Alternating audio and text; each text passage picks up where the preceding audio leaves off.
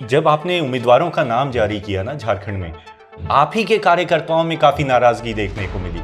कुछ लोगों का कहना है कि हमेशा परिवारवाद के विरुद्ध बोलने वाली भाजपा ने जब टिकट बांटा तो वो भी परिवारवाद को ही लेकर आ गई है। बेटे को टिकट मिल रहा है, बहू को टिकट मिल रहा है। इस पर आप क्या कहें? चुनाव की घोषणा होने के पहले भाजपा के नेता बहुत मुखर होके बांग्लादेशी घुसपैठियों पे बात कर रहे थे, लेकिन घोषणा होने के बाद कह लें या जम्मू कश्मीर का रिजल्ट आने के बाद कह लें, हम लोगों ने देखा कि अब वो इस पे चर्चा नहीं करना चाह रहे। ऐसा क्यों हो रहा है? जोहार, नमस्कार।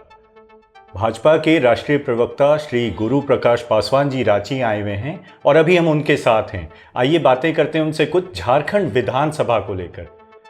सर जोहार, सबसे पहले तो आपका स्वागत है झारखंड में।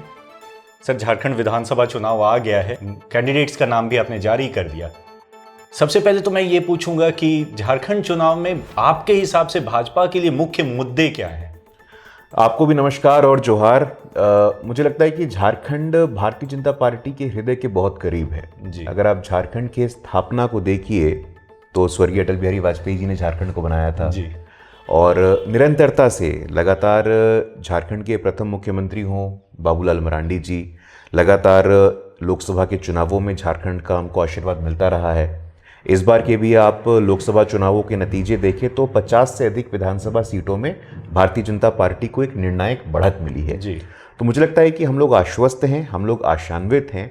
लंबे समय तक जो हमारा काम रहा है, हमारा परफॉर्मेंस रहा है, उस आधार पे हम लोग झारखंड की देवतुल्य जनता के बीच में जा रहे हैं। कल भी मुझे रामगढ़ और अन्य इंटीरियर क्षेत्रों में जाने का मौका मिला था और जो माहौल, जो वातावरण हमें दिख रहा है, मुझे लगता है कि झारखंड की जनता ने मन बना लिया है कि हेमंत सरकार के भ्रष्ट नीतियों के विरोध में भारतीय जनता पार्टी को एक अवसर देना है।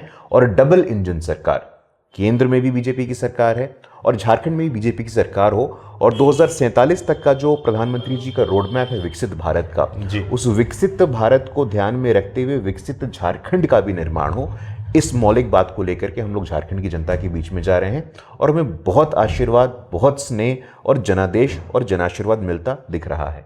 आपने कहा तो कि डबल इंजन सरकार की आप आशान्वित हैं कि मिलेगा ही, लेकिन जब आपने उम्मीदवारों का नाम जारी किया ना झारखंड में, आप ही के कार्यकर्ताओं में काफी नाराजगी देखने को मिली। कुछ लोग निर्दलीय खड़े होने की बात करने लग गए हैं, कुछ दूसरी पार्टी में जाने की बात कर रहे हैं। इस पर आप क्या कहेंगे? कैसे उनको आप डील करने वाले हैं?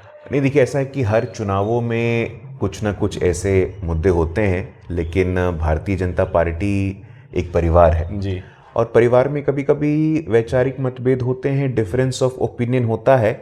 इसका दीर्घकालिक प्रभाव होता, कोई इसका लॉन्ग टर्म इम्पैक्ट संगठन की सेहत पे या चुनावों पे पड़ेगा, ऐसा मैं नहीं मानता हूं। ऐसा पूरे विनम्रता के साथ हम कहते हैं कि जो हमारे पार्टी का शीर्ष नेतृत्व है, जो हमारे पार्टी का प्रदेश का नेतृत्व है, हम लोग साथ मिल करके जो हमारे परिवार के लोग अभी क्षणिक रूप से दुखी हैं, उनके दुख को दूर करेंगे और वो भी झारखंड में बीजेपी की सरकार को बनाने को लेकर के हमारे मिशन और हमारे मुहिम में जुड़ जाएंगे।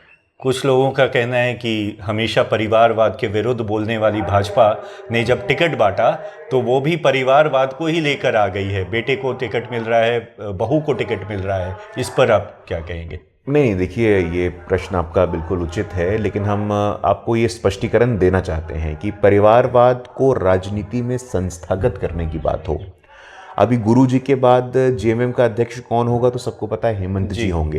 हेमंत जी जेल जाएंगे तो पार्टी का कमान कौन संभालेंगी तो पता है कि कल्पना जी संभालेंगी। भारतीय जनता पार्टी में अगला अध्यक्ष कौन होगा किसको पता है? पूर्व में अध्यक्ष कौन था किसको पता है? अभी हमारे संगठन के चुनाव चल रहे हैं, हमारे राष्ट्रीय अध्यक्ष जेपी नड्डा जी, उनका उत्तराधिकारी उनका सुपुत्र थोड़ी ना होगा।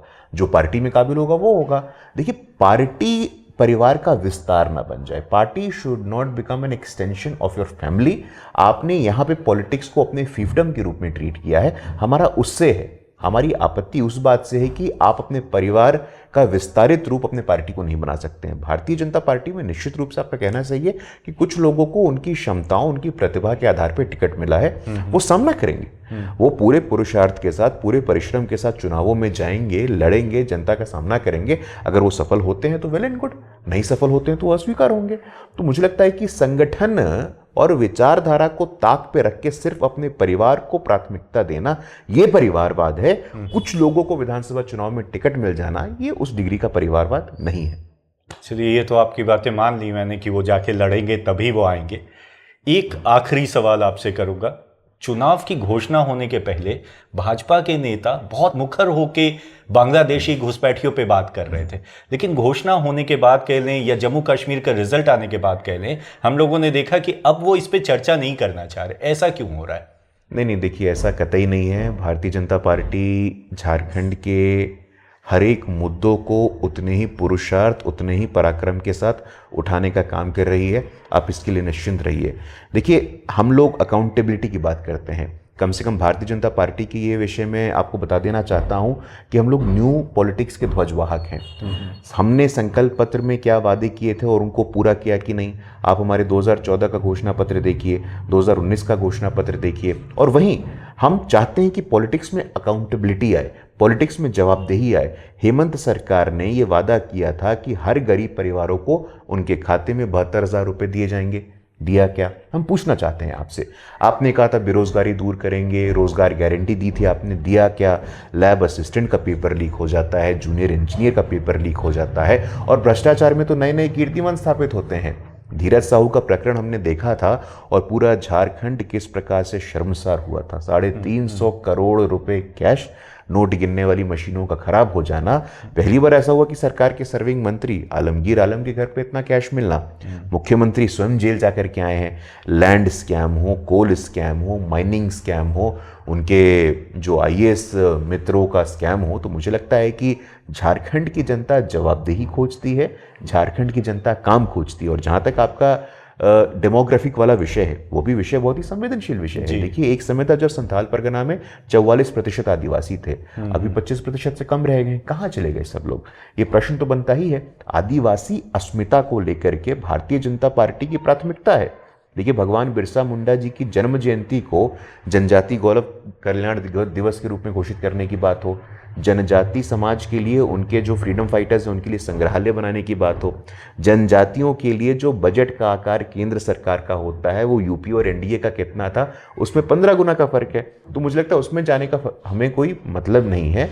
आदिवासी की बात हो, दलितों की बात हो, झारखंड के सामान्य जनों की बात हो, भारतीय जनता पार्टी सबका साथ, सबका विकास, सबका विश्वास और सबका प्रयास, इस मंत्र को आगे लेकर के चल रही है। और जैसा मैंने आपको कहा कि जिस प्रकार से लोकसभा चुनाव में झारखंड की देवतुल्य जनता ने अपना आशीर्वाद हमें दिया था, इस बार भी हम पूर्णतः आश्वस्त हैं, पूर्णतः आशान्वित हैं कि विधानसभा चुनावों में झारखंड में सरकार बनेगी भारतीय जनता पार्टी की, और डबल इंजन के पराक्रम के साथ विकसित भारत में विकसित झारखंड का एक इंजन जुड़ेगा।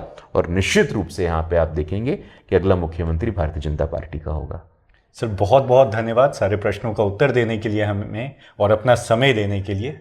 तो ये थे गुरु प्रकाश पासवान जी, जो पूर्ण रूप से आशान्वित हैं कि इन्हीं की सरकार आने वाली है झारखंड में। कमेंट में हमें बताएं कि आपको क्या लगता है, अगला सरकार किसका होगा। धन्यवाद।